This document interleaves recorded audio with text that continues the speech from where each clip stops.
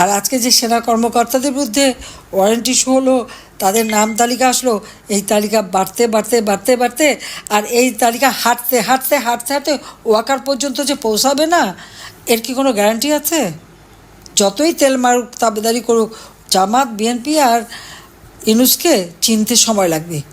কারণ আমি চিনছি, আমি জানি যে তারা কী জিনিস, আমি দেখেছি। যখন বলতাম অনেকেরই হাতে খাওয়া লাগতো, আহা এরকম একটা ভালো মানুষের জন্য বলে।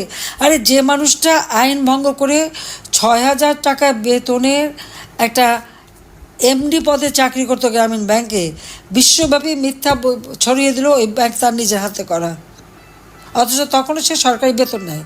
এবং আইনে আছে ৬০ বছর বয়স পর্যন্ত এমডি থাকতে পারে, যে সেখানে আইন ভঙ্গ করে ৭০-৭১ বছর বয়স পর্যন্ত থেকে গেল।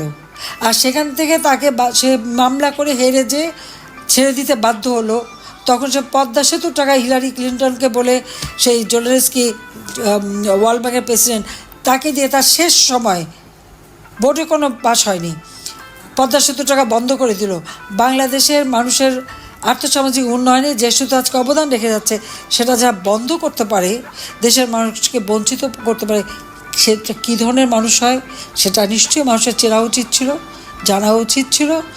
আমি যখন বলতাম সবারই একটু হাতে ঘা লাগতো, আহা নোবেল প্রাইজ পেয়ে আছে। উনি শান্তির জন্য কী করেছেন?